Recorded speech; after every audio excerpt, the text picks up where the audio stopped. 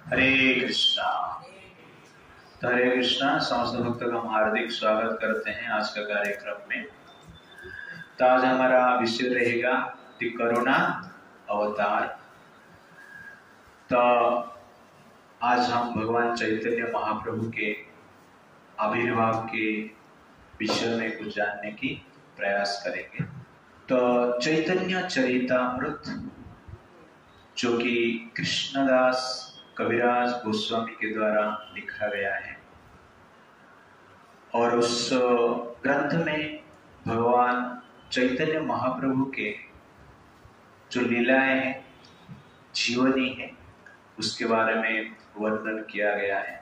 कृष्णदास कविराज गोस्वामी जो चैतन्य चरितामृत लिखे हैं उसका पहला वर्ष अत्यंत महत्वपूर्ण है। तो कृष्णदास कविराज गोस्वामी कहते हैं, वंदे गुरुनीस भक्तान ईश ईशवतारकान तत्प्रकाशं च तत्शक्तिः कृष्ण चैतन्य संज्ञकम्। वो कहते हैं, वंदे गुरु, मैं समस्त गुरुओं को प्रणाम करता हूँ। I offer my respectful obeisances unto the spiritual masters, the devotee of the Lord's incarnations, His plenary portions, His energies, and the primal Lord Himself, Sri Krishna Chaitanya. तो वंदे गुरु, समस्त गुरुओं को मैं प्रणाम करता हूँ। इस भक्तान, समस्त भक्तों को मैं प्रणाम करता हूँ। भगवान कृष्ण के जो भी भक्त हैं उनको मैं प्रणाम करता हूँ। ईशम ईश अवतार का, और भगवान कृष्ण के जो अवतार हैं उनको भी मैं प्रणाम करता हूँ। तत्प्रकाशम, और कृष्ण के जो एक्सपांशन है उनको भी मैं प्रणाम करता हूँ। तत्शक्ति, भगवान कृष्ण के जो शक्ति है उनको भी मैं प्रणाम करता हूँ। कृष्ण चैतन्य संज्ञकम, और स्वयं भगवान श्री कृष्ण चैतन्य को मैं प्रणाम करता हूँ। तो इस वर्ष को ध्यान से देखेंगे तो कविराज गोस्वामी के जो मानसिक विचार है और चेतना है यहाँ पर प्रकट हो रहा है। तो इस वर्ष में कविराज गोस्वामी दुनिया में सबको प्रणाम करते हैं, किसको भी छोड़े दे। गुरु को प्रणाम किए, लेकिन यहाँ पर स्पेशल बताया गया वंदे गुरु, जितने भी गुरु हैं, दीक्षा गुरु, शिक्षा गुरु, और अनेक व्यक्ति से संसार में हम सीखते हैं, इसलिए वो भी क्या है, गुरु। इसलिए सबको एक साथ प्रणाम करते। इस भक्तान, जो भगवान कृष्ण के भक्त हैं उनको भी प्रणाम किया। इस अवतार का, भगवान कृष्ण के अवतार को भी प्रणाम किया। तत्प्रकाश, तो भगवान के जो एक्सपांशन है उसको भी प्रणाम की। तत्शक्ति, भगवान की शक्ति, मतलब पूरा जगत में जो बच्चा है, मनुष्य, पशु, पक्षी, ठीक है, पेड़ पौधे, जितने भी जीव है और निर्जीव, वो भगवान की क्या है, शक्ति। मैं उनको प्रणाम करता हूँ। तो इस वर्ष से ये इंडिकेशन मिलता है कि भक्त का भावना कैसे होना चाहिए, एक भक्त किस प्रकार होते हैं, वास्तव में एक साधु कौन है। तो ये उसका फाउंडेशनल कैरेक्टर है, respectful nature. Sadhu means always respectful to everyone, सबको क्या करता है, वो सम्मान देता है और कभी सम्मान की इच्छा नहीं करता है। तो this is the foundational character of a devotee.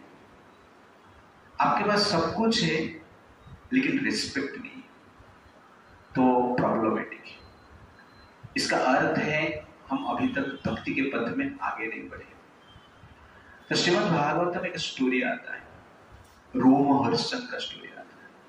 तो इस प्रकार कहा जाता है, रोमहर्षण कौन है, ऋषि भगवत भूत्वा शिष्याधित्या बहूनि च स इतिहास पुराणानि धर्मशास्त्रानि सर्वस। भगवान व्यासदेव के शिष्य, जो व्यासदेव समस्त वेद शास्त्र के रचना की है और स्वयं कृष्ण के अवतार है, उनके शिष्य है। शिष्य भगवत भूत्वा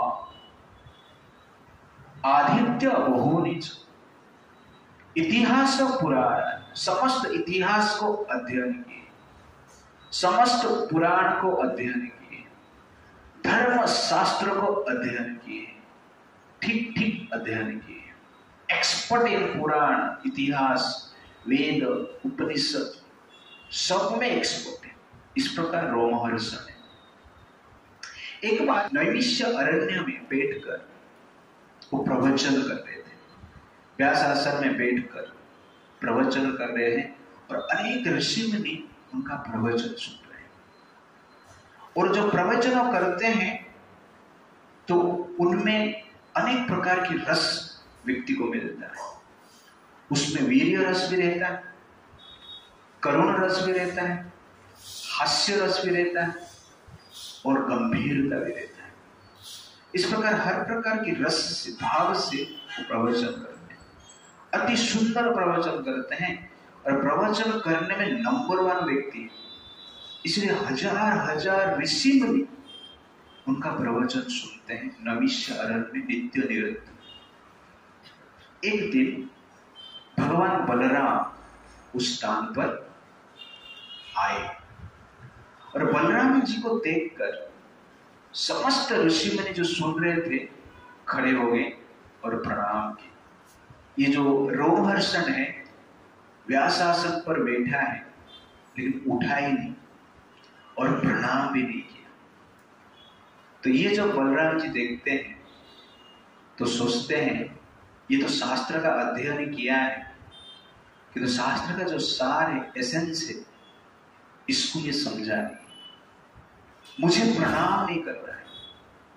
तो बलराम मतलब भगवान स्वयं, और भगवान वहां पर प्रवेश कर रहे हैं, ये भगवान की कथा कर रहे हैं और भगवान जब आते हैं उनको प्रणाम करने के लिए भी खड़े ही नहीं होते, प्रणाम नहीं करते। ये सबसे बड़ा आश्चर्य है।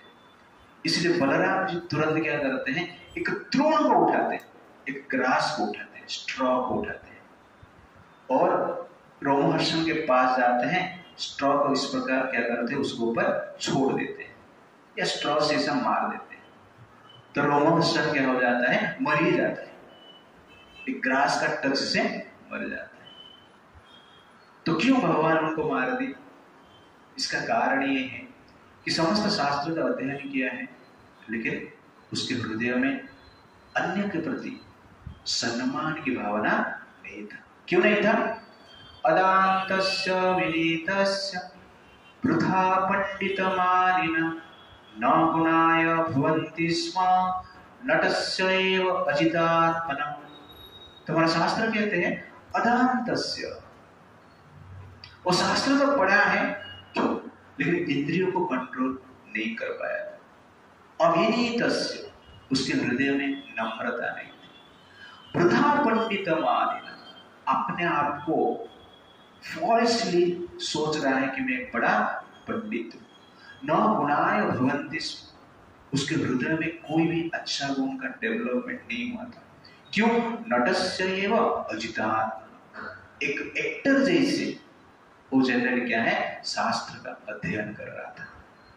एक साधु जैसे नहीं, एक एक्टर जैसे, एक ड्रामाटिस्ट जैसे शास्त्र का अध्ययन कर रहा था। इसीलिए उसके हृदय में कोई गुण का डेवलप नहीं, वो नम्र भाव को प्राप्त नहीं कर पाए, वो इंद्रियों को कंट्रोल नहीं कर पाए, उसका अहंकार ही बढ़ता गया। इसीलिए शास्त्र का एसेंस है क्या है, नम्र बनना है। और शास्त्र को हम जाने हैं, इसका अर्थ ये हुआ है कि हम हर जीव को क्या करते हैं, रिस्पेक्ट करते हैं। भगवान का क्या है, हर जीव को रिस्पेक्ट करना है। तो यहाँ पर बलराम जी बताना चाहते हैं कि we should be very respectful to everyone. तो this is the one of the greatest quality of devotee, और भगवान इस क्वालिटी से संतुष्ट होते हैं। और भगवान ने तृण के द्वारा उसको मार दिया, एक ग्रास के द्वारा।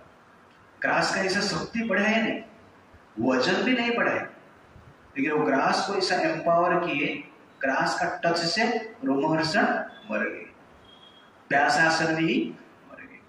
व्यासासन में उनका मर्डर हो गया, यू अंडरस्टैंड, मर्डर इन व्यासासन, इस प्रकार बोल सकते हैं। पहली बार ऐसा हुआ है। लेकिन ये ग्रास, तो ये ग्रास ह्यूमिलिटी का प्रतीक है।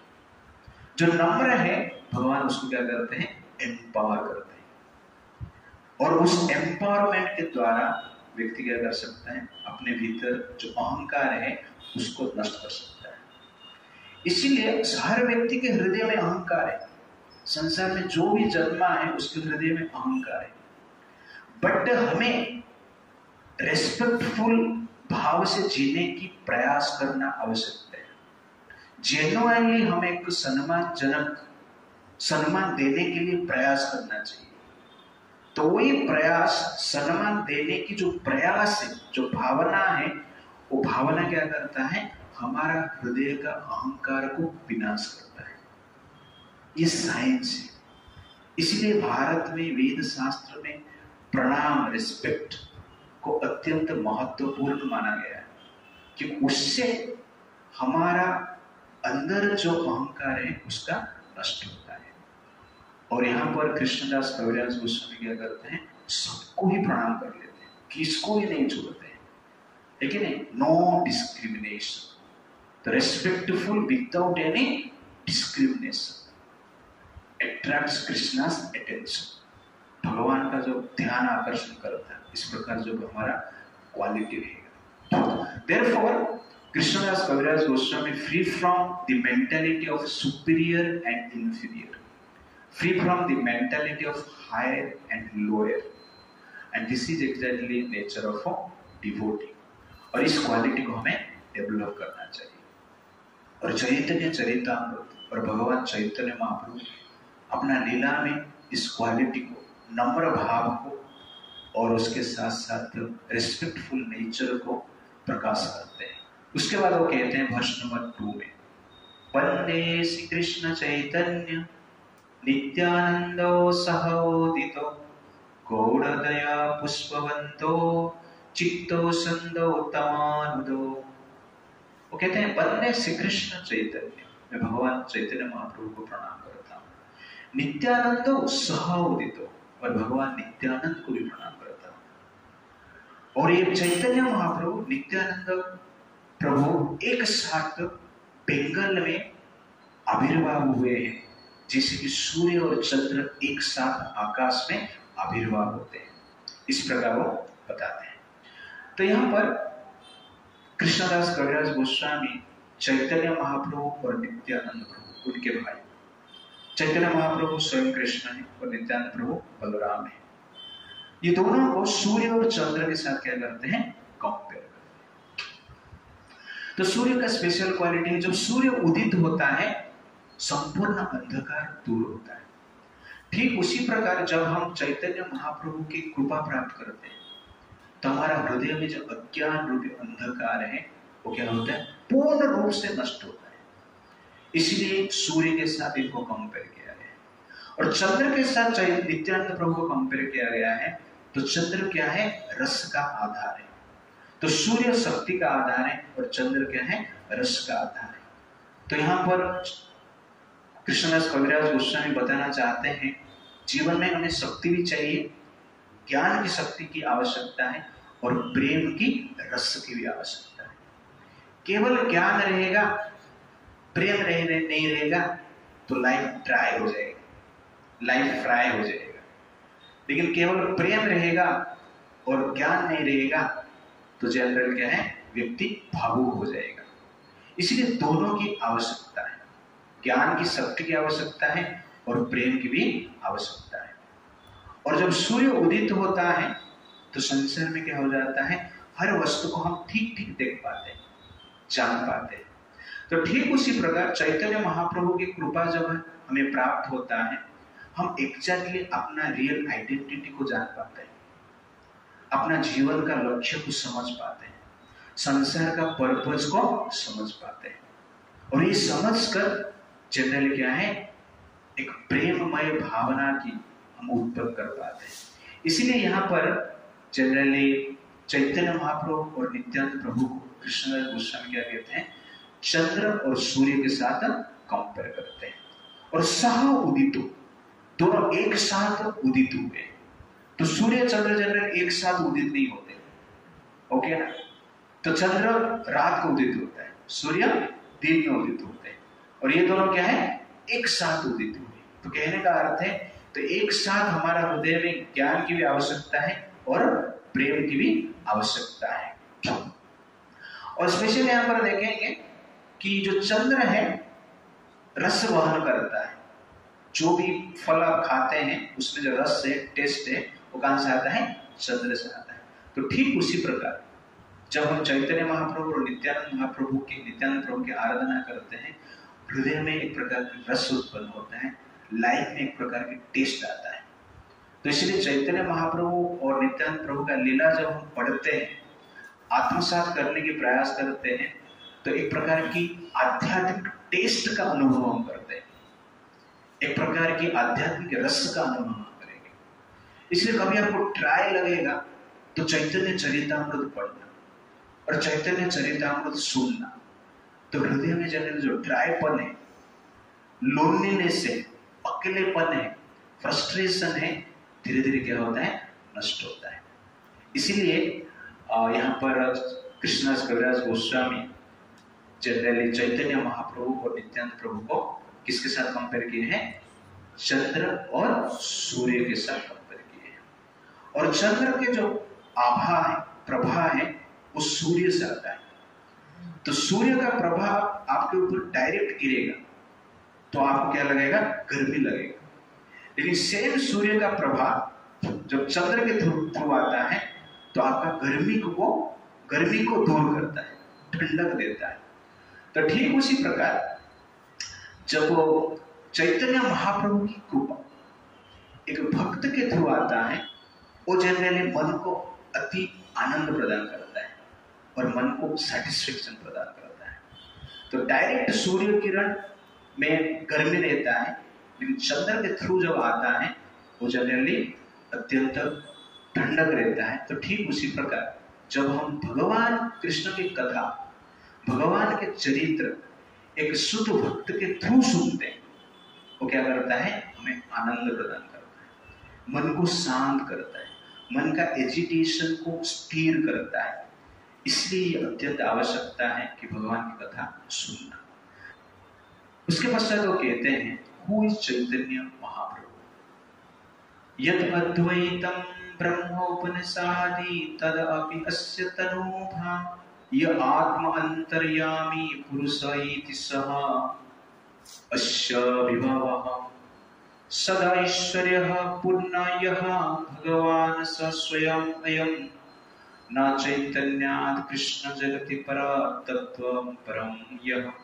वो कहते हैं, यद अद्वैतम ब्रह्म उपनिषादि तदपि अस्य तनूभा, जिसको उपनिषद ब्रह्म कहता है, वो ब्रह्म चैतन्य महाप्रभु का शरीर का प्रभा है, प्रकाश है। यह आत्मा अंतर्यामी पुरुष इति सह अस्य अंश विभवः, जिसको उपनिषद परमात्मा कहता है, वो परमात्मा चैतन्य महाप्रभु का एक अंश है।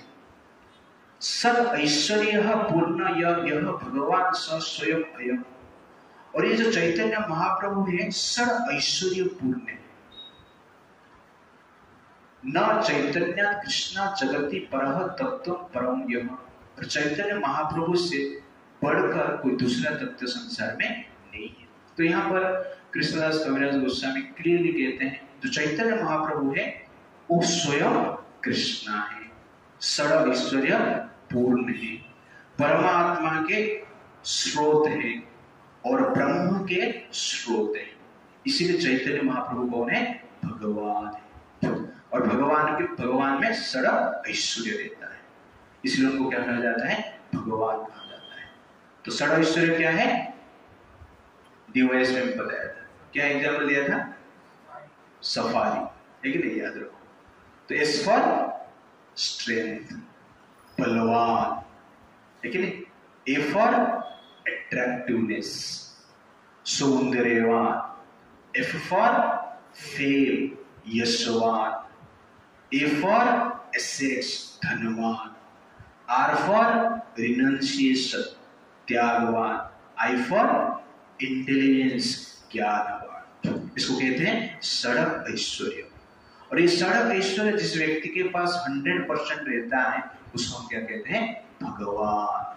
तो भगवान इक्वल टू बलवान प्लस सौंदर्यवान प्लस यशवान प्लस धनवान प्लस त्यागवान प्लस ज्ञानवान। ये 6 को मिला के भगव कहते हैं। भगव मतलब ऐश्वर्य, वान मतलब पोजेशन। और जिस व्यक्ति के पास ये 6 का 6 ऐश्वर्य 100% रहता है उसको हम क्या कहते हैं? भगवान कहते हैं। इस संसार में कोई व्यक्ति के पास ये ऐश्वर्य थोड़ा थोड़ा रहता है, पूर्ण रूप से नहीं रहता है। वो भी जो रहता है समय के प्रभाव से, काल के प्रभाव से वो भी नष्ट हो जाता है। तो 1% रहता है, 2% रहता है, लेकिन समय के प्रभाव से वो नष्ट हो जाता है। लेकिन भगवान के पास ये 100% रहता है और फॉर इटर्निटी रहता है। समय का प्रभाव उनके ऊपर गिरता है नहीं। वो बलवान है, बचपन में भी बलवान रहते हैं और जब एज उनका बढ़ता है तो भी बलवान रहते हैं। उनका बल कभी नष्ट नहीं होता है। ऐसा नहीं भगवान को रोग हो गया बीच में इसलिए उनका बल नष्ट हो गया है, इस प्रकार आप देखे नहीं देंगे। वो बलवान हर समय में रहते हैं। जो भगवान 3 दिन का रहते हैं, पुतना आती है मारने के लिए तो पुतना को मार देते हैं। और भगवान को जब 100 साल रहता है, युद्ध करते हैं तो भी दानवों को मारते हैं। तो इस प्रकार नहीं है भगवान छोटा बच्चा था इसलिए राक्षस से हमको मार दी, इस प्रकार नहीं। तो भगवान का बल हर समय पर रहता है। वैसे सौंदर्य भी हर समय पर रहता है। बचपन में सुंदर थे, जवानी में और सुंदर हो गए, बढ़ गया उनका सुंदर, और वृद्धावस्था को आता ही नहीं, इससे सौंदर्यता कभी नष्ट नहीं। और धन में हर पल क्या रहते हो? धनवान रहते हैं। तो इस प्रकार ये सड़ा ऐश्वर्य पूर्ण रहते हैं। और ये चैतन्य महाप्रभु क्या है? वो सड़ा ऐश्वर्य पूर्ण स्वयं कृष्ण है। तो वही चैतन्य महाप्रभु कौन है? कृष्ण है। Then what is the purpose of Chaitanya Mahaprabhu? तो भगवान चैतन्य महाप्रभु का पर्पज क्या है? संसार में क्यों आए? अनार्पितः चरीम चिरात् कारुण्यवर्तिनः कलो समार्पयितुम् उन्नतोज्ज्वलरसं स्वभक्ति श्रियं हरिपुरतः सुन्दरद्योति कदम्ब सन्दीपितः सदा हृदय कंदरे स्फुरतो वह सचिनंदनः। तो कबीरदास गोस्वामी कहते हैं अनार्पितः चरीम चिरात् करुणया अवतीर्ण कलो। तो कलयुग में जो चैतन्य महाप्रभु आए हैं उस अवतार को हम क्या कहते हैं? करुणा अवतार कहते हैं, कारुण्य अवतार कहते हैं, दया का ये अवतार है। ये दया का अवतार क्या करते हैं? अनर्पित चरीम चिरात्। अनादि काल से भगवान ने सब कुछ दिया है समस्त जीव को, लेकिन एक चीज उनको नहीं दी थी, किसको भी नहीं दिए थे आज तक। उस चीज को देने के लिए चैतन्य महाप्रभु अवतरित होते हैं। इसलिए इस अवतार को क्या कहा जाता है? करुणा अवतार कहा जाता है। क्या करुणा किया उन्होंने? समर्पयितुम उन्नत उज्ज्वल रसम स्वभक्ति श्रियम। भगवान चैतन्य महाप्रभु इस संसार में कृष्ण प्रेम को वितरण कर रहे हैं, जो कि समस्त रस से मधुर है और समस्त धन से सर्वश्रेष्ठ है, वो है कृष्ण प्रेम। और उस कृष्ण प्रेम को प्रदान करने के लिए हरि पुरत सुंदर देवती कदम्ब संदीपित।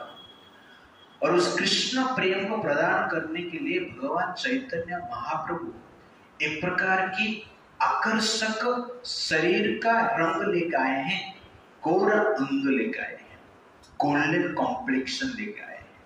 सदा सदा हृदय कंदरे स्फुरतो वह सचिनंदन। कबीरदास गोस्वामी कहते हैं वो सचिनंदन चैतन्य महाप्रभु हर समय मेरा हृदय में वास करे, मेरा हृदय में उनको स्मरण करता हूँ, इस प्रकार कहते हैं। तो यहाँ पर आप देख रहे हैं जो भगवान का जो अवतार है स्पेशली करुणा अवतार कहा गया है। तो संसार में भगवान कृष्ण के 6 प्रकार के अवतार है। एक है लीला अवतार, 2 है गुणावतार, तीसरा है मनवंतर अवतार, चौथा है युगावतार, 5वां है सत्यवेश अवतार और 6ठा है पुरुष अवतार। ये 6 प्रकार के अवतार लेके भगवान इस संसार में आते हैं। पुरुष अवतार जब भगवान संसार निर्माण करते हैं, स्वयं के एक्सपांशन करते हैं 3 विष्णु के रूप में। एक है कारणदक्षय विष्णु, वो पहला पुरुष है जो कि कारण पोषण में ब्रह्मांड बनने से पहले एक प्रकार की पोषण निर्माण होता है और उस पोषण में जो विष्णु शयन करते हैं उनको कारणदक्षय विष्णु कहते हैं। और उनके मुख से, उनके श्वास से ब्रह्मांड निकलता है और हर ब्रह्मांड में गर्भदक्षय विष्णु और एक विष्णु प्रवेश करते हैं, उसको हम क्या कहते हैं? गर्भदक्षय विष्णु कहते हैं। और हर ब्रह्मांड में जो जीव है, शरीर है, वस्तु है, सबके भीतर और एक विष्णु प्रवेश करते हैं, उनको हम क्या कहते हैं? क्षीरोदक्षय विष्णु। ये तीनों को पुरुष अवतार कहा जाता है। उसके बाद लीला अवतार, अनेक प्रकार की लीला करने के लिए, सीख देने के लिए भगवान के संसार में आते हैं। जैसे कि 10 अवतार आपने सुना है, कूर्म अवतार, कश्यप अवतार, वराह अवतार, ठीक है, नरसिंह अवतार, मत्स्य अवतार।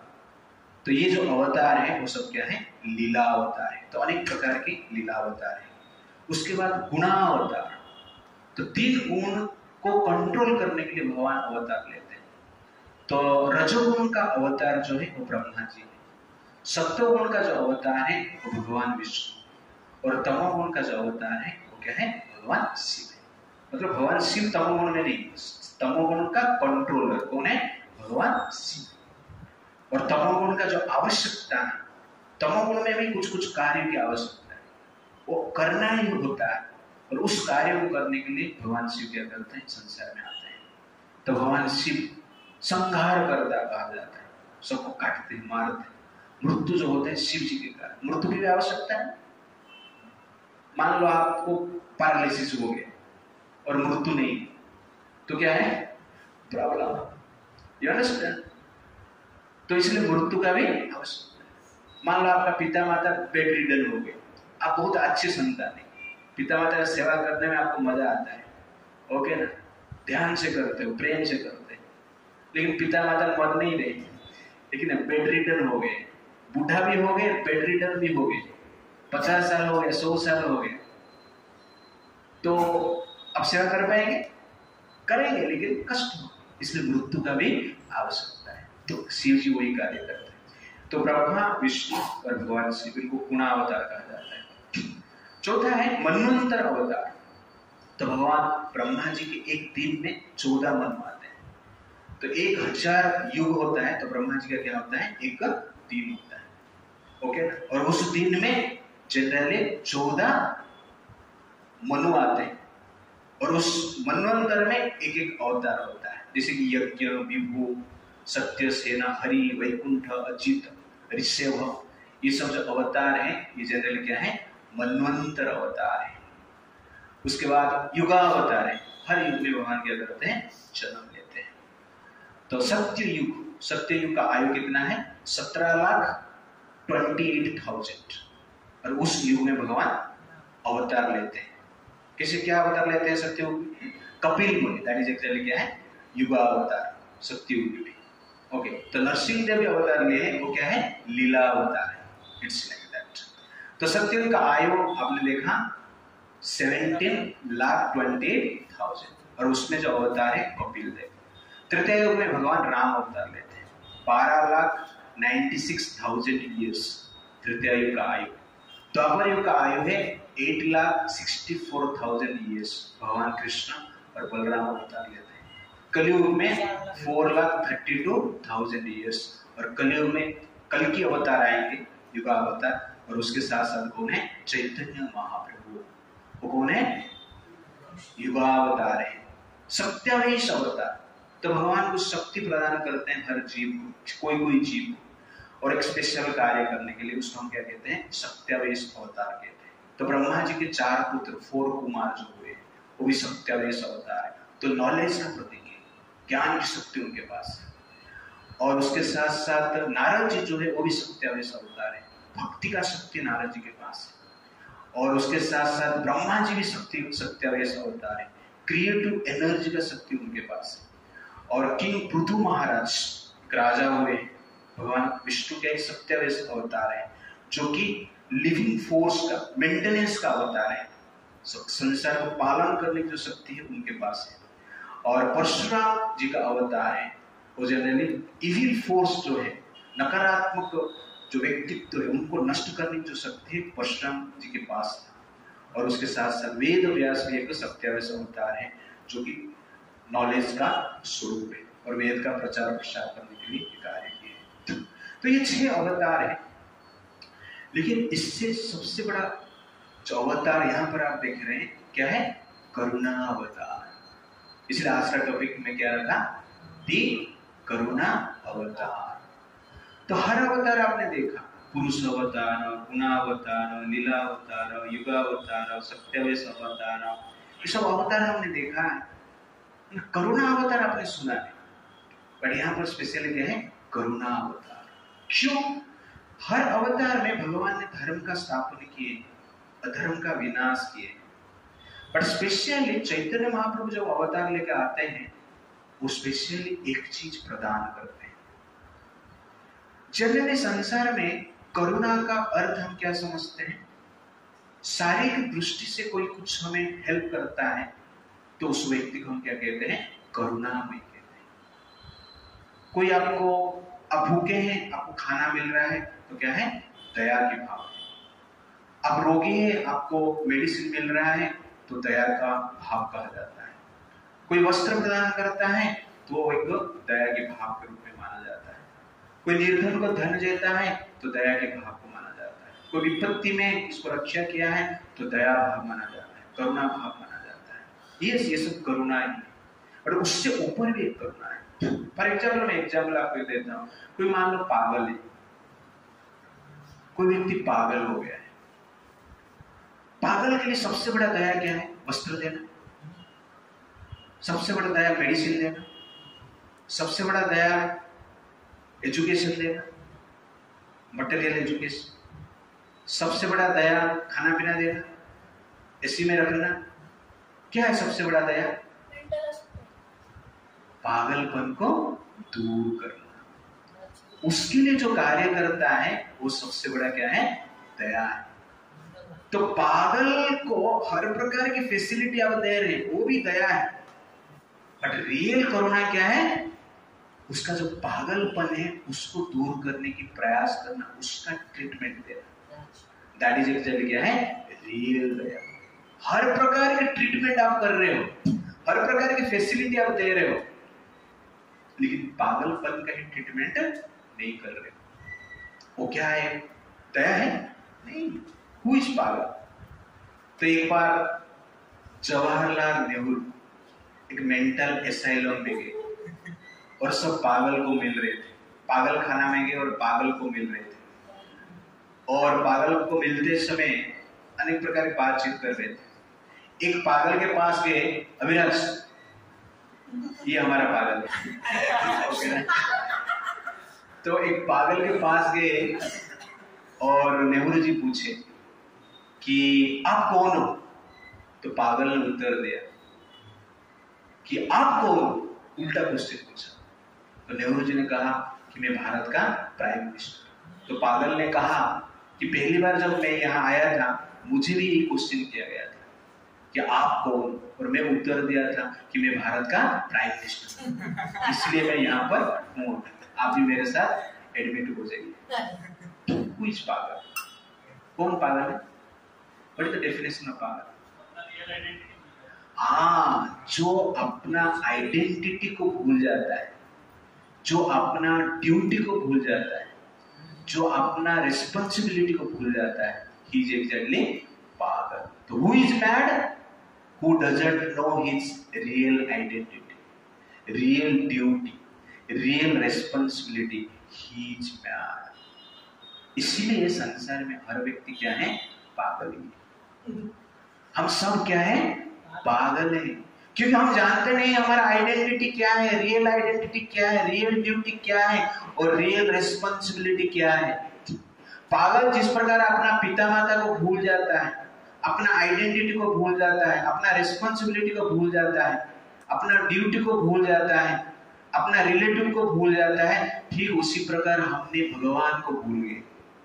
भगवान कौन हमें पता नहीं है, आत्मा क्या हमें पता नहीं है, वास्तव में हमारा जीवन का लक्ष्य हमें पता नहीं है। इसलिए संसार में लगभग हर व्यक्ति कौन है? पागल है।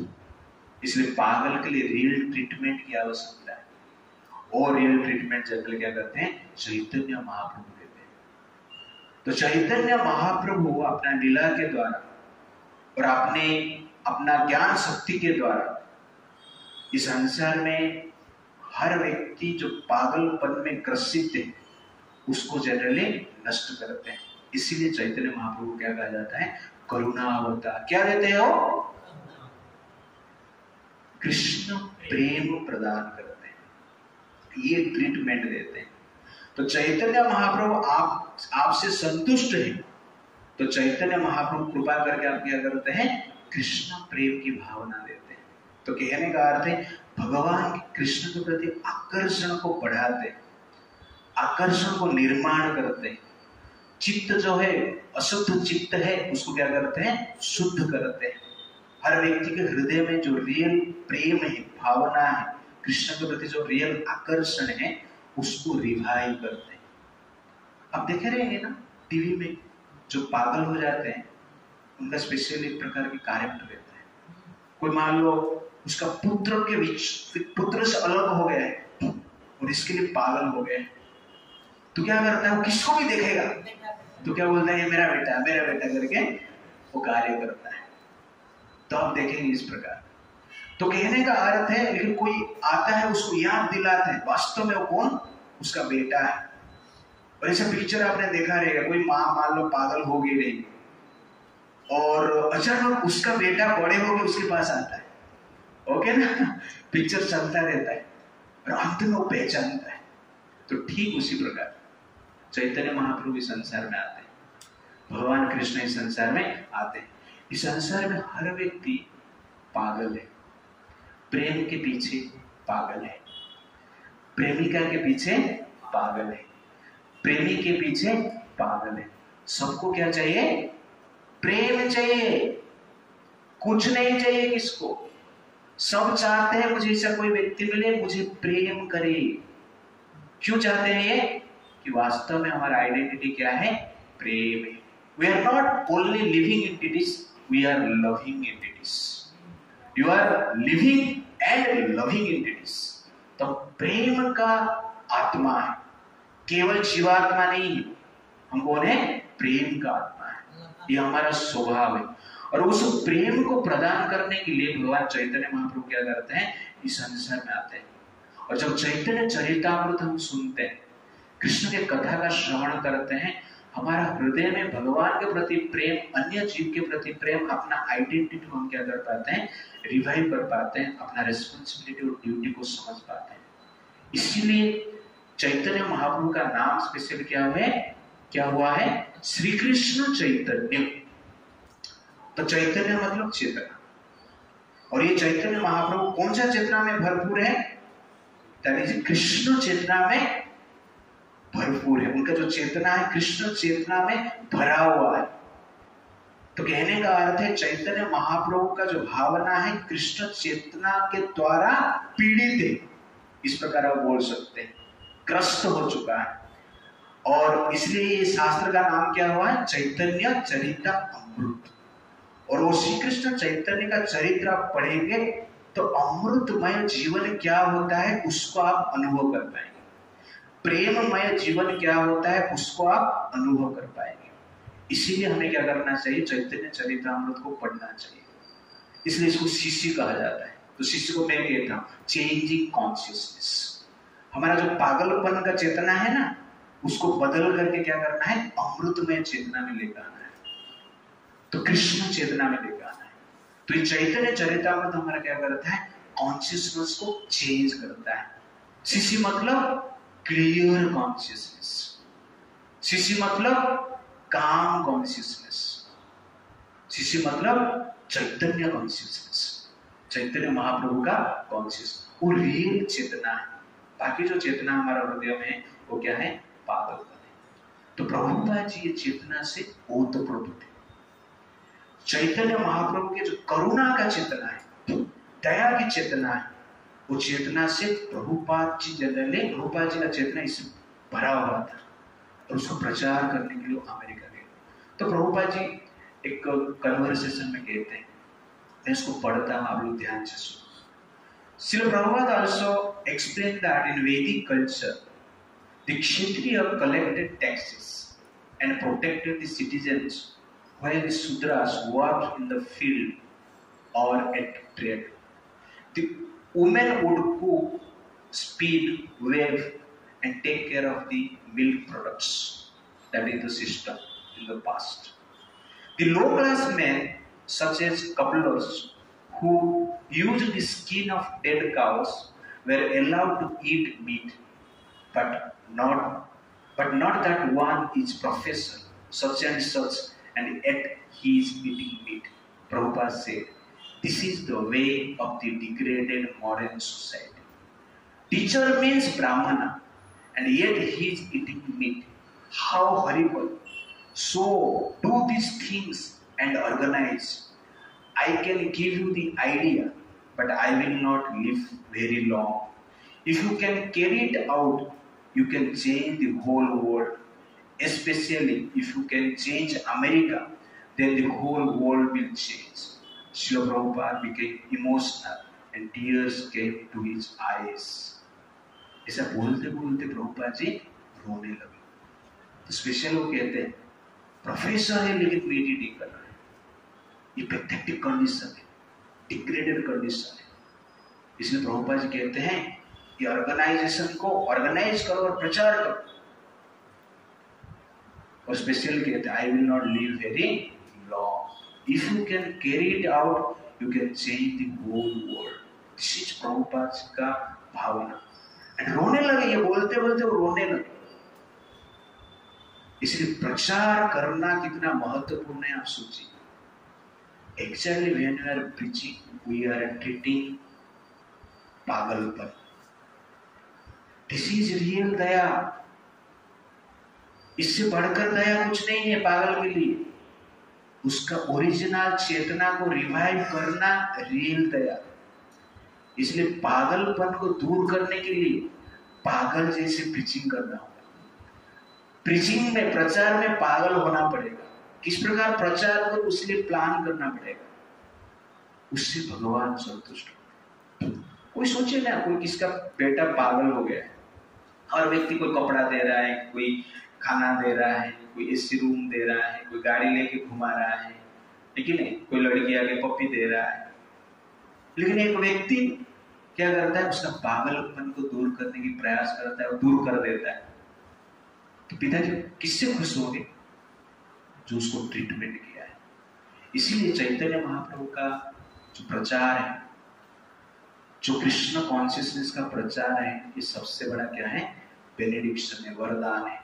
और इसलिए हमें क्या करना चाहिए? कार्य करना चाहिए। इसीलिए चैतन्य महाप्रभु को करुणा अवतार कहा जाता है, क्योंकि जीवात्मा का जो पागलपन है, कृष्ण को भूल गया है और संसार में पागल जैसे इधर उधर घूम रहा है, उसको ट्रीटमेंट दे रहे हैं। और उसके लिए जो प्रोसेस है, चैतन्य महाप्रभु ने प्रचार किए। इसलिए चैतन्य महाप्रभु करुणा अवतार कहा जाता है।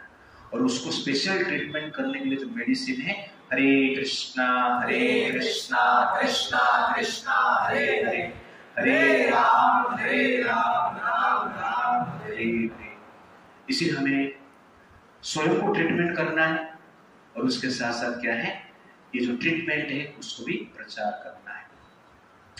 तो अभी जो ट्रीटमेंट को प्रचार करना, पागलपन को दूर करना, कृष्ण का प्रेम देना, ये कहा जाता है ये भगवान चैतन्य महाप्रभु का एक्सटर्नल रीजन है संसार में अवतार होने का। इंटरनल रीजन क्या है? राधा कृष्ण प्रणय विकृति राधिनी शक्ति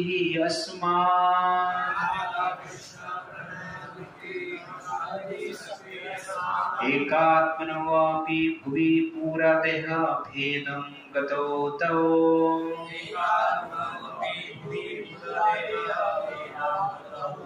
चैतन्याक्षं प्रकटम् अधुना तद्द्वयं च ऐक्यम् आप्तम्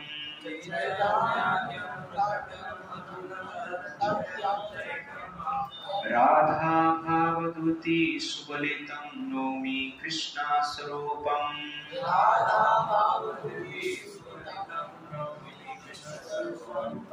तो यहाँ पर कहा गया है राधा कृष्ण प्रणय प्रवृत्ति राधिनी शक्ति अस्मात्।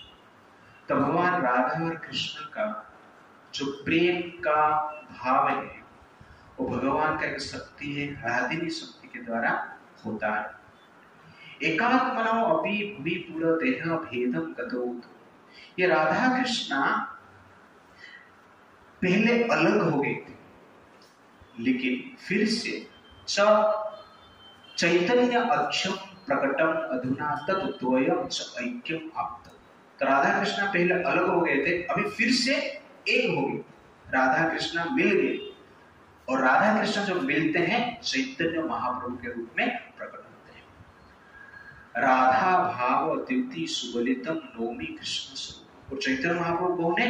जो कि राधा रानी के मूड को, भाव को ग्रहण किया है और उनका रंग को ग्रहण किया है। कॉम्प्लेक्स शरीर का जो कलर है उसको ग्रहण किया है और उसको हम क्या कहते हैं? चैतन्य महाप्रभु कहते हैं। तो चैतन्य महाप्रभु मीन्स राधा प्लस कृष्ण। तो राधा रानी के भाव के साथ आए हैं और राधा रानी के शरीर का अंग कांति के साथ आए हैं चैतन्य महाप्रभु। तो क्यों इसको ग्रहण किए चैतन्य महाप्रभु? इस प्रकार राधा रानी का मूड को क्यों ग्रहण किए और राधा रानी का अंग कांति को क्यों ग्रहण किए? That is verse number 6। श्री राधाया प्रणय महिमा कीदृशवान एव स्वाद्येन अद्भुत मधुरोमा कीदृशवा मदीया सौख्यं च अस्य मत् अनुभातः कीदृशं वेति लोभात् तद्भावाद्यः समजानि सचीगर्भ सिंधु हरिंदो। इस प्रकार कहा जाता है श्री राधाया प्रणय महिमा। तो राधा रानी का जो प्रेम कृष्ण के प्रति है उसको अनुभव करने के लिए चैतन्य महाप्रभु स्वयं क्या करते हैं? राधा रानी के अंग का कांति को ग्रहण करते हैं और मूड को ग्रहण करते हैं। तो भगवान कृष्ण जानना चाहते हैं कि राधा रानी मेरे प्रेम के पीछे पागल होकर जो आनंद का अनुभव करती है उस आनंद को मुझे अनुभव करना है। इसलिए वो क्या करते हैं? राधा रानी का मूड के साथ इस संसार में जन्म लेते हैं और राधा रानी के अंग कांति के साथ इस संसार में जन्म लेते हैं। तो कहने का अर्थ है ये इंटरनल रीजन है, अंतरंग कारण है कि संसार में चैतन्य महाप्रभु और कृष्ण क्यों आते हैं? क्यों आते हैं? राधा रानी का मन का भाव को अनुभव करने के। राधा रानी कृष्ण को प्रेम में क्या अनुभव करते हैं उसको जानने के लिए यहाँ पर आते हैं। To taste the happiness derived by Radha Rani out of our love for Krishna, इसलिए चैतन्य महाप्रभु आते हैं। इसीलिए आप जनरली कृष्ण प्रेम में जो आनंद है कभी हम अनुभव कर पाएंगे जब राधा रानी का भाव रहेगा, मूड रहेगा। तो राधा रानी का भाव क्या है? Selfless service for Krishna. Second, Krishna is my life and soul. Third, Radha Rani is the embodiment of नोयर and filler of Krishna's desire. Fourth, my existence is for Krishna. I have no existence without Krishna. और इसको ही भगवत गीता में भगवान क्या कहते हैं? निमित्त मात्र भव सत्य सची। एक निमित्त बनो आप। तो इसके बारे में मैंने सोचा क्यों निमित्त बनने के लिए भगवान कहते हैं? एक इंस्ट्रूमेंट बनो। मेरे हाथ में। इसका अर्थ क्या है? जो इंस्ट्रूमेंट होता है वो डेड है, वो जीवंत नहीं।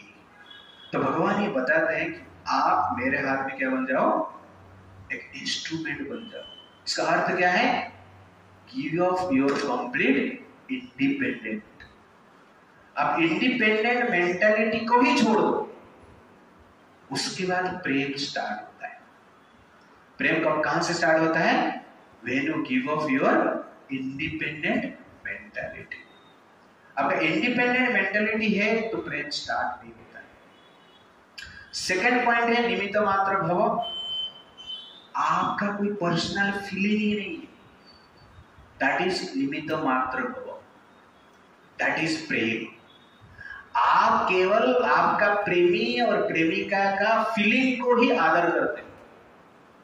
आपका कोई फीलिंग है ही नहीं, आप अपना फीलिंग के बारे में सोचते ही नहीं है। उसको क्या कहते हैं? प्रेम कहते हैं। आजकल जो प्रेम करते हैं उसमें क्या सोचते हैं? अपना फीलिंग, मुझे क्या फील हो रहा है उसको ही अधिकतर लोग मानते हैं। बट प्रेम मतलब प्रेमी का फीलिंग, प्रेमिका का फीलिंग। तो that is actually real Prem. This is actually क्या है? इंस्ट्रूमेंट। तो आपका पर्सनल पेन और प्लेजर का फीलिंग ही नहीं रहता है। और इंस्ट्रूमेंट कभी कंप्लेन नहीं करता है, इंस्ट्रूमेंट कभी थकता नहीं। अब थक गए सेवा में, प्रेम करते करते मैं थक गया, वो प्रेम नहीं, वो क्या है? काम। तो इंस्ट्रूमेंट कभी थकता नहीं और कभी कंप्लेन भी नहीं करता है। तो थकान का मेंटालिटी नहीं रहना चाहिए, कंप्लेन का मेंटालिटी नहीं रहना चाहिए। और इंस्ट्रूमेंट कभी कंपेयर भी नहीं करता है। दैट इज एक्चुअली क्या है? प्रेम। और इंस्ट्रूमेंट स्वयं में मूवमेंट नहीं करता है, उसको मूवमेंट किया जाता है। वैसे ही जो प्रेम है, प्रेमिका का हाथ से जिसका मूवमेंट होता है वो प्रेम है, अदरवाइज क्या है? वो प्रेम नहीं। इसलिए यहां पर जब राधा भाव बोला जाता है तो ये क्वालिटी आपके पास होना चाहिए। आपका फीलिंग ही नहीं है आपके पास, आप डेड हो, कंप्लेन मेंटालिटी नहीं है, कंपेरेटिव मेंटालिटी नहीं है। You understand the point? और उसके साथ साथ क्या है? आप जनरली आपका मूवमेंट किसके अनुसार होता है? प्रेमी के हिसाब से होता है या प्रेमिका के हिसाब से होता है। दैट इज एक्चुअली क्या है? Real Prem, that is real love. तो ये राधा रानी के भाव है। और इस भाव से जो कृष्ण का आराधना किया जाता है उसका जो फीलिंग है वो सर्वश्रेष्ठ प्लेजर है, highest pleasure, top most pleasure, परम आनंद जिसको कहते हैं।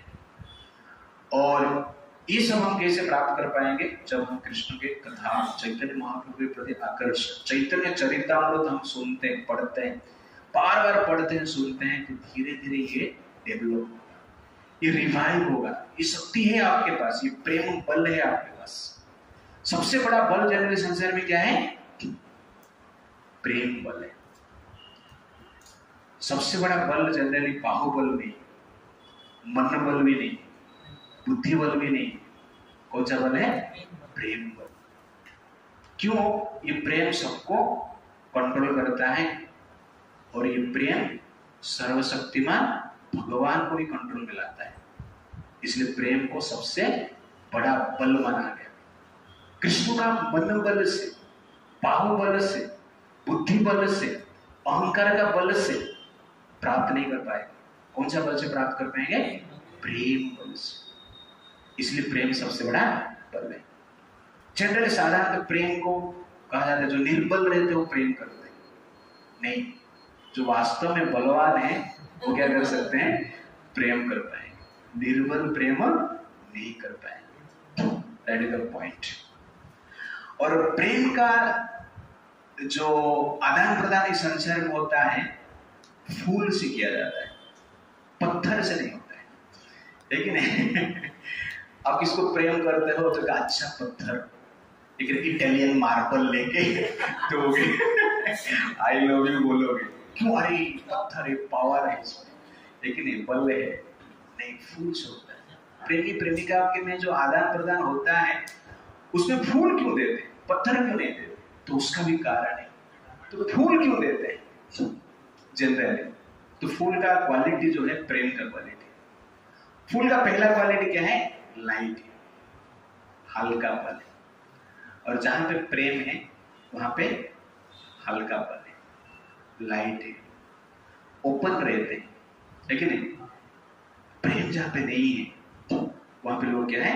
गंभीर रहते हैं, लाइटली मूड में बात नहीं कर सकते, भय रहता है। तो दैट इज फूल जो है लाइट है। और उसके साथ साथ फूल क्या है? कलरफुल है, ओके ना? तो कलरफुल मतलब अट्रैक्टिव है। और जहां पर प्रेम रहता है वहां पर जनरली आकर्षण भी रहता है। और उसके साथ साथ फूल में क्या रहता है? फ्रेग्रेंस रहता है, सुगंध रहता है। इसलिए जहां पर प्रेम है वहां पर सैटिस्फैक्शन भी रहता है। और उसके साथ साथ फूल में क्या है? सॉफ्टनेस है, मुलायम है, कोमलता है। और जहां पर प्रेम है वहां पर जनरली हार्डनेस नहीं रहता है। व्यक्ति का जो भावना है नम्र रहता है, दैट इज एक्चुअली सॉफ्टनेस। और जो इसलिए फूल जो है लाइट है, कलरफुल है, फ्रेग्रेंट है, सॉफ्ट है, इसलिए ब्यूटीफुल है। वैसे ही लव में क्या है? लाइटनेस होना चाहिए, अट्रैक्टिवनेस होना चाहिए, सैटिस्फाइंग होना चाहिए, पीसफुल होना चाहिए, तब क्या है? ब्लिसफुल रहेगा व्यक्ति। तो ये जनरल क्या है? प्रेम। और ये क्वालिटी को प्राप्त करना है तो हमें क्या करना चाहिए? भगवान की कथा सुनना चाहिए। भगवान चैतन्य महाप्रभु जनरली कृष्ण प्रेम को वितरण करने के लिए इस संसार में आए। और कृष्ण प्रेम वितरण किसके माध्यम में करते हैं? वो हरे कृष्णा महामंत्र के द्वारा। हरे कृष्णा कृष्णा कृष्णा हरे हरे, हरे राम राम राम हरे हरे। इस मंत्र को जब हम ध्यान से जप करते हैं और भगवान चैतन्य महाप्रभु और भगवान कृष्ण का कथा जब हम सुनते हैं तो धीरे धीरे हमारा जो हार्डनेस है वो सॉफ्टनेस में परिवर्तित होता है। अहंकार जो है निरहंकार में परिवर्तित होता है। तो अहंकार क्या करता है? व्यक्ति को प्रेम को पकड़ के रखता है, प्रेम को खिलने नहीं देता है। जो नम्र व्यक्ति रहते हैं आप देखेंगे, थोड़ा सा दुख आता है तो रोते हैं, वो थोड़ा सा सुख भी आता है ना तो भी रोते हैं। ये नम्रता की जनरली क्या है? एक प्रकार की स्वभाव, ये प्रेम का स्वभाव है। जो वास्तव में प्रेम स्वरूप को प्राप्त किया है वो दुख में रोते हैं और सुख में भी क्या है? रोते हैं। इसलिए रोना निर्बल का कार्य नहीं है। कभी कभी रोना धोना बोलते हैं ये बलहीन का कार्य है, नहीं, रोना एक्चुअली बलवान व्यक्ति का कार्य है। जो अहंकारी व्यक्ति है वो रोएगा नहीं, रोना आएगा तो भी छुपाएगा, ओके ना? मान लो आपको पेन हो रहा है, आंख से आंसू आ रहा है, लेकिन अहंकारी व्यक्ति क्या करते हैं? रोते नहीं, क्योंकि रोएगा तो पता चल जाएगा ये सहन नहीं कर पाया। इसलिए अहंकार व्यक्ति उसको कंट्रोल करता है, लेकिन अपना आंख का आंसू को रोकने के लिए। ठीक नहीं? स्वभाव होता है कि नहीं? आपको मान लो कि जरा मार लग गया, कोई नहीं है तो आप रो लेते हो ओके ना? कोई है तो आंसू को कंट्रोल करते हैं, तो ये आर्टिफिशियल है। तो अहंकार क्या करता है? आंसू को रोकता है, प्रेम को रोकता है। पर निरहंकार व्यक्ति में आंसू अपने आप झलकता है, आ जाता है। ये निरहंकार व्यक्ति का एक प्रकार के लक्षण है।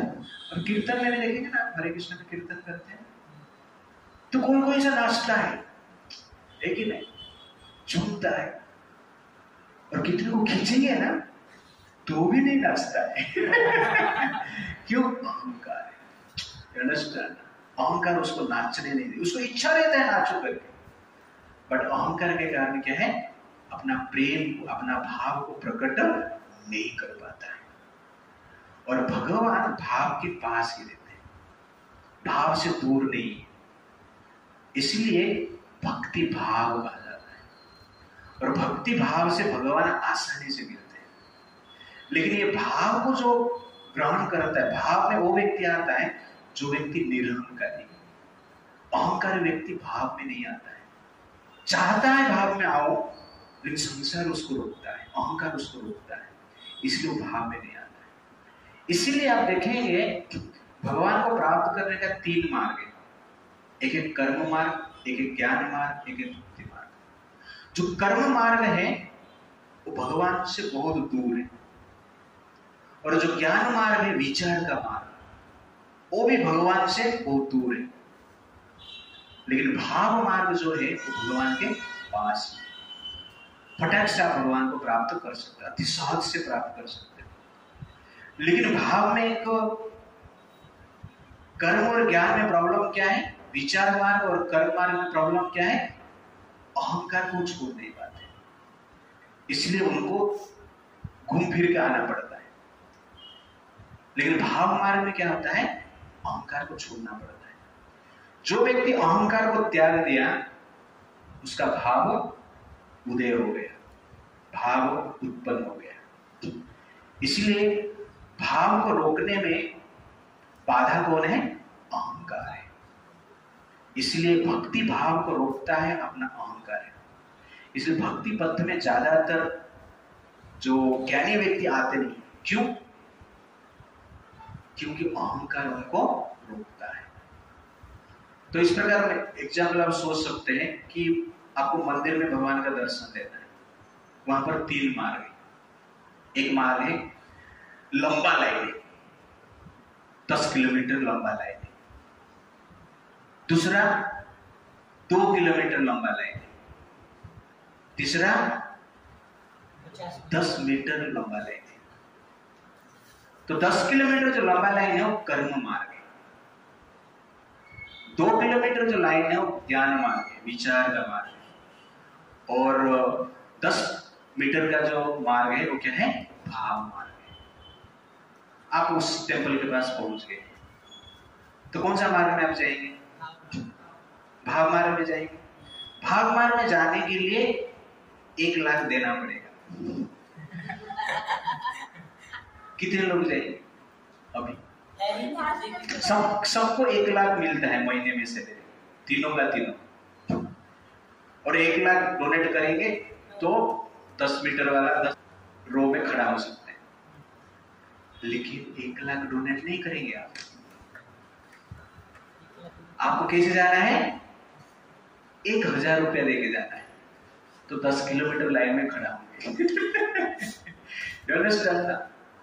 1 लाख देंगे तो ही 10 मीटर वाला लाइन में आपको मिल सकता है। 1 लाख देना इतना आसान नहीं है। सब लोग तीनों को 1 लाख की सैलरी मिलता है, लेकिन जो 1 लाख दे देता है उसको 10 मीटर का दूर 10 मिनट में भगवान दर्शन दे देते हैं। वैसे ही जो 100% समर्पण करता है उसको भगवान क्या करते हैं, तुरंत ही मिल जाते हैं। जो 10% समर्पण करता है वो कर्म मार्ग है, जो 20-30% समर्पण करता है वो क्या है, विचार का मार्ग है, और जो 100% समर्पण करता है वो क्या है, भाव मार्ग है। और भाव मार्ग से भगवान आराम से मिलते हैं, सहज से मिलते हैं। बट सबसे आश्चर्य क्या मालूम, आपको अंत में 1000 रुपया दे के 10 किलोमीटर चल के आपको भाव मार्ग में आना पड़ेगा। आपको वहां पर आगे 1 लाख देना ही पड़ेगा, तब जाके भगवान का एम्ब्रेस मिलेगा। नहीं तो भगवान को दूर से दर्शन करके आप जाना पड़ेगा। वो कर्म मार्ग और विचार मार्ग और ज्ञान मार्ग का कार्य है। तो भगवान को आप आलिंगन करना चाहते हो, भगवान के साथ आपका भाव का आदान प्रदान करना चाहते हो, तो क्या चाहिए हमें, पूर्ण समर्पण चाहिए। वो पूर्ण समर्पण का भाव को क्या कहते हैं, प्रेम कहते हैं। और इस प्रेम मार्ग का जो प्रचार है चैतन्य महाप्रभु ने किए। इसीलिए चैतन्य महाप्रभु निमाय पंडित के रूप में, पहले ज्ञानी थे, लेकिन बाद में क्या करते हैं, सब कुछ छोड़ देते हैं, संन्यास बन जाते हैं, रोते हैं, क्योंकि उनको पता चल गया ये ज्ञान मार्ग में भगवान का सिर्फ हम दर्शन कर पाएंगे, भगवान को दूर से देख पाएंगे, भगवान के पास नहीं पहुंच पाएंगे। तो कर्म मार्ग और विचार मार्ग भगवान का दर्शन दिला देता है, लेकिन भगवान का स्पर्श नहीं दिलाता है, भगवान का एम्ब्रेस नहीं दिलाता है, भगवान के प्रति जो प्रेम में आदान प्रदान है वो नहीं करवाता है। इसलिए क्या है, प्रेम मार्ग सबसे महत्वपूर्ण है। इसलिए भगवान चैतन्य महाप्रभु ने ज्ञान मार्ग को छोड़ के प्रेम मार्ग में आए। तो नेक्स्ट टाइम हम देखेंगे चैतन्य महाप्रभु का कुछ लीला है। ओके, हरे कृष्णा कृष्णा कृष्णा हरे हरे, हरे राम राम राम हरे। श्री प्रभुपाद की जय।